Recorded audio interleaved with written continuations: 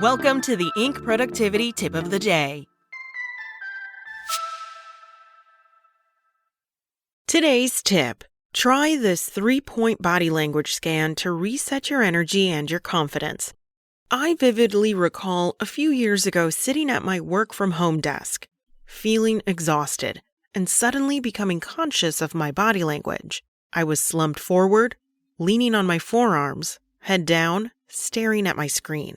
Sound familiar? It occurred to me that since no one else was in the room, perhaps I was less conscious of my body language. Certainly, I was exhausted, and my body language was reinforcing my lack of energy. You've likely heard that actions speak louder than words, but if you're like most of us, you don't think much about your body language. That said, there are certain contexts where you're likely to be very conscious of your body language. It could be when you're lacking energy and feeling exhausted, or it could be when you feel insecure and your confidence is waning. Perhaps you're leading a meeting or delivering a formal presentation. It could be at a networking event meeting new people, or it could be when you're literally on stage with a spotlight and everyone's eyes are on you. Suddenly, you feel incredibly self-conscious. What should I do with my hands? Where should I look? Do I look awkward? I feel awkward. Here's a 3-point body language scan to ensure you look and feel more confident and engaged.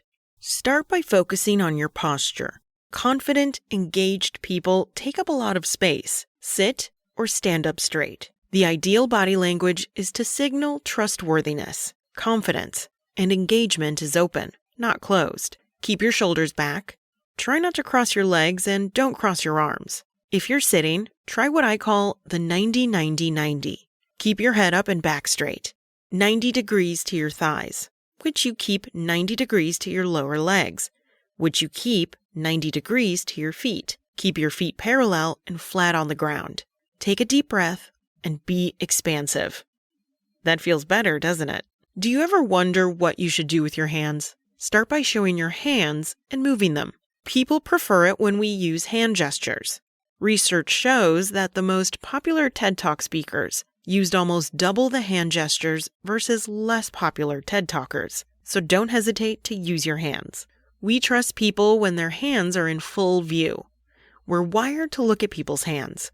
If we can see your hands, we trust that you're not going to throw a stone at us, pull out a knife, or fire a gun. If you're standing up, keep your hands out of your pockets. No playing with coins or keys in your pocket.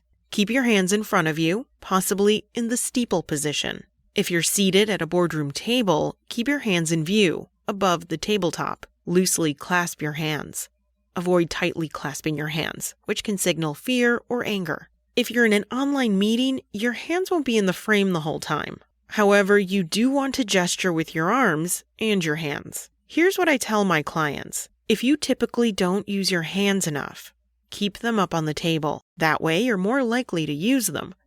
If you tend to gesture too much, try keeping your hands on your lap. People with more power and confidence use slower, more purposeful gestures. No flailing and no jerky movements. This is especially important if you're in an online meeting because everything is exaggerated. Use slow, purposeful hand movements. Our faces get more than their fair share of attention when it comes to interpersonal communication. We look at one another's faces to decipher expressions and emotions. We look into one another's eyes to gauge trust. When someone looks down or avoids eye contact, we assume they're down, they're shifty, or they're hiding something. When someone looks up or makes eye contact, we infer positive things, thoughtfulness, trust, or optimism. Things are looking up. We look our friends and family in the eye longer than strangers. When communicating with a stranger, most people are comfortable with eye contact for a maximum of about 3 seconds. We maintain eye contact longer with people whom we trust. Eye contact can be challenging in online meetings. My coaching clients often ask me whether it's necessary to look at the camera the whole time. My advice? Relax. It's a good idea to look at the camera when you're speaking, particularly when you're trying to emphasize a key point. Otherwise, it's okay. Even a good idea to look away from the camera and check out everyone else's body language. Now you have a simple framework to reset your confidence and your energy. And here's a bonus. Focusing on this framework can distract your attention away from feeling self-conscious and awkward. The next time you're feeling exhausted or you need a confidence boost, reset with this 3-point body language scan. Posture. Be expansive. Hands. Keep them in view and use slow, purposeful movements. Eyes. Eye contact is key. That's it from Ink. Check back weekday mornings at 6 a.m. Eastern for more tips.